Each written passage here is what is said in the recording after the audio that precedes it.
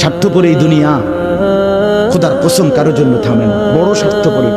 হ্যাঁ, যেদিন বাপের জানাজা পড়ে, যেদিন বাপের লাশ কবরে দাফন করে, সেদিনও বংশধর সন্তান ছেলে মেয়ে ঘন্টাখানিক 2-4 ঘন্টা কাইন্দা কাটটা হইল, রাতের বেলা ঠিকই ভাত খায়। হ্যাঁ, পাশের ঘর থেকে খানা আনে, বাবারা ঠিকই খায়। স্বার্থপর দুনিয়া থামে না রে ভাই, থামে না দুনিয়া। ওই জন্য আমাদের কারোর জন্য থামবে না। তুমি আমি মরে গেলে শেষ। আবারও বলছি এই কথা, আমি মরে গেলে এরপরে পৃথিবী যত আধুনিকে হোক না কেন, আমার কি কথা বুঝছেননি? আমি মরার পরে যদি সবার ঘর স্বর্ণের বাড়ি হয়ে যায় তো আমার লাভ হইল কি?